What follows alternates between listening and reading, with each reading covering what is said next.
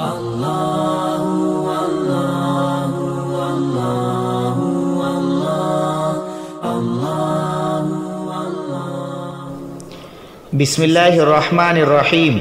आज का मसला है मौजूदा हालात के पेश नज़र तरावीह की नमाज के घरों में अदा करने का तरीक़ा और तरतीब क्या है।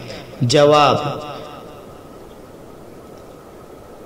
मौजूदा हालात के पेश नज़र तरावीह की नमाज का घरों में अदा करना ये बदरजे मजबूरी है, इसलिए कि पूरा मुल्क लॉकडाउन है, जिसकी बुनियाद पर मसाजिद में सिर्फ इमाम, मुअज्जिन और चंद लोगों को नमाज पढ़ने की इजाज़त दी गई है। लिहाजा अब तक जिस तरीके से 5 वक्ता नमाजें और जुमा घरों पे अदा किया जा रहा था, इसी तरीके से तरावीह की नमाज भी घरों पर अदा की जाएगी।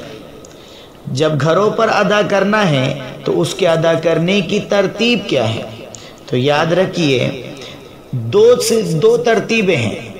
एक तो नमाज पढ़ने की तरतीब और दूसरे कुरान करीम के पढ़ने की तरतीब।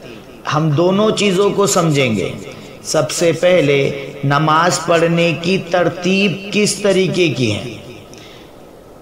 तरावीह की नमाज में पढ़ने की तरतीब, सबसे पहले इशा की नमाज की सुन्नतें अदा की जाएगी 4 रकात, फिर फ़र्ज़ नमाज अदा की जाएगी, फिर 2 रकात सुन्नत, 2 रकात नफल।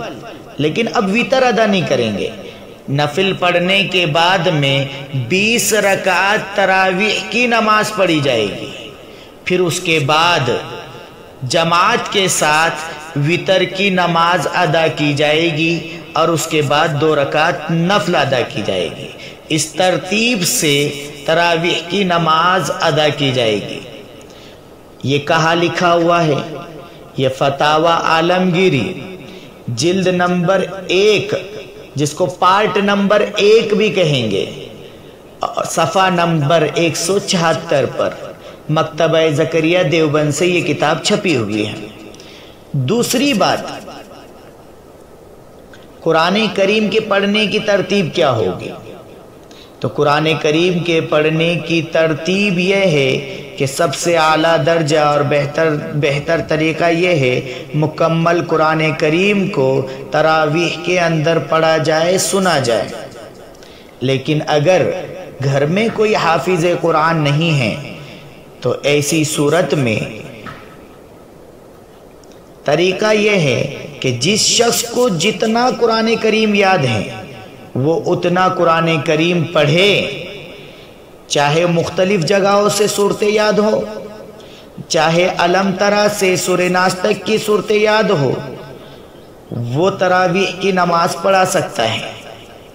यहाँ तक कि अगर किसी आदमी को सूरे फातिहा के अलावा सिर्फ 2 सूरतें याद है तो ऐसा शख्स भी सूरे फातिहा के साथ जब 3 सूरतें याद है तो ऐसा शख्स भी तरावीह की नमाज पढ़ा सकता है। ये कहाँ लिखा हुआ है?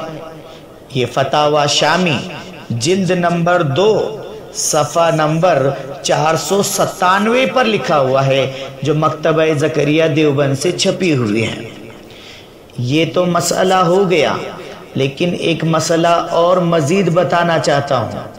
वो मसला ये है कि इस साल चांद की तारीख़ में, शाबान के महीने की चांद की तारीख़ में शुरू में कुछ इख्तिलाफ हुआ, जिसकी बुनियाद पर अब चांद जो देखना है तो 29 शाबान 24 अप्रैल को चांद देखा जाए, बरोज़ जुमा को इसका एहतमाम किया जाए। लेकिन दारुल देवबंद ने एक बात और कही है, और वो ये कही कि चूँकि कैलेंडर की तारीख में और उलमा की तहकीक में इख्तिलाफ हुआ है, इसलिए 28 शाबान यानी 23 तारीख को भी चांद के देखने का एहतमाम किया जाए। اللہ رب العزت ہم سب کو ان باتوں پر عمل کی توفیق عطا فرمائے۔